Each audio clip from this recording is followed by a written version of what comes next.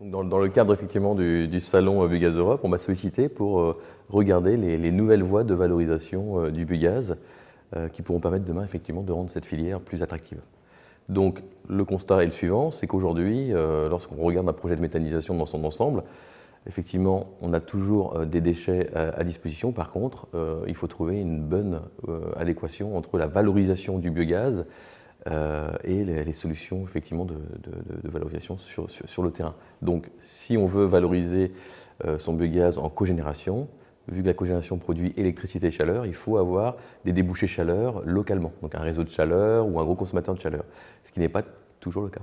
Lorsqu'on veut effectivement injecter son biogaz, son biométhane dans le réseau de gaz naturel, il faut que le réseau de gaz naturel soit à proximité, que les capacités du réseau permettent effectivement d'injecter toute la quantité de biométhane qu'on peut produire. Voilà, donc c'est une deuxième problématique. Donc c'est pour ça qu'aujourd'hui, des industriels sont en train effectivement de regarder des nouvelles voies de valorisation du biogaz et donc du biométhane. Donc dans ce contexte-là, on m'a demandé de regarder et il s'avère que deux solutions apparaissent comme très intéressantes sur le marché. Donc c'est bien sûr des solutions technologiques en développement. La première, c'est la cogénération, mais en utilisant une pile à combustible haute température, qu'on peut appeler par ailleurs SOFC.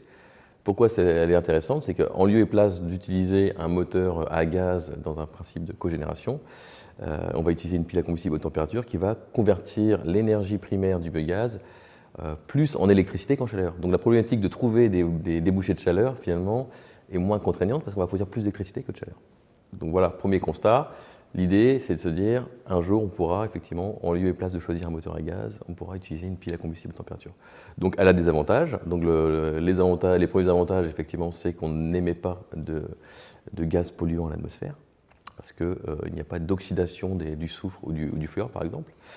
Elle n'émet pas de bruit. Un moteur à gaz produit du bruit. Donc, ça peut être effectivement des fois des problématiques qui sont sollicitées par les riverains.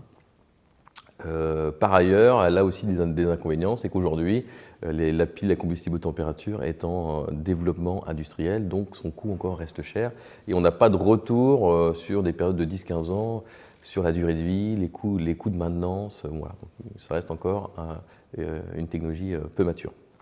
Donc, voilà, donc une première idée, c'est effectivement de remplacer un moteur par une pile à combustible pour augmenter les rendements électriques. Deuxième idée, c'est de se dire, plutôt que de vouloir à tout prix valoriser de façon énergétique son biogaz, on peut aussi imaginer une valorisation matière. Car lorsqu'on regarde sur l'échelle des plus-values, sur les valorisations des sous-produits dans les différentes industries, donc sous-produits organiques, on s'aperçoit que lorsqu'on peut valoriser cette matière en alimentation humaine, on a des très fortes valorisations de ces sous-produits.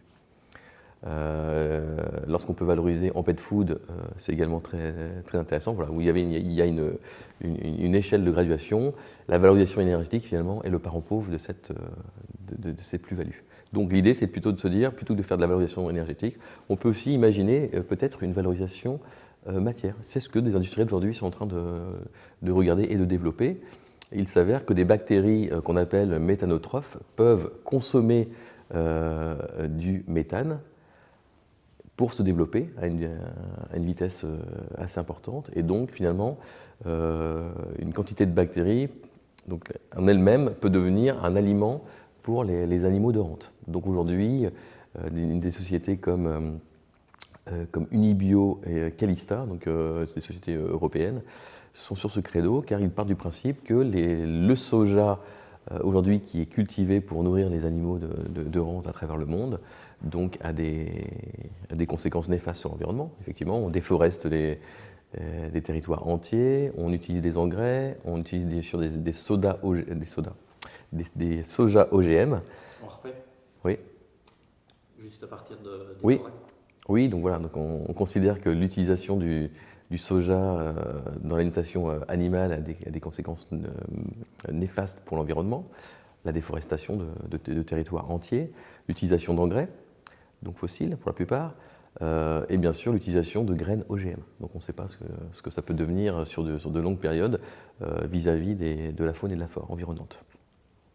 Partant de ce principe, si on peut produire des protéines de façon locale pour nourrir des animaux, voilà, ça peut être intéressant. Donc on peut imaginer que demain, la filière méthanisation, donc les exploitants agricoles et les éleveurs, pourraient produire donc des protéines animales en développant des bactéries qui elles-mêmes pourraient servir à alimenter donc les animaux d'élevage. Donc voilà, ça serait une économie circulaire nouvelle avec une plus-value très intéressante parce que l'aliment pour bétail coûte cher. Donc voilà, donc je vous propose effectivement d'attendre quelques années et peut-être qu'on pourra voir justement ces deux filières se développer. Une cogénération qui, elle, se tournera vers la pile à combustible haute température et une production de protéines à partir de bactéries méthanotrophes.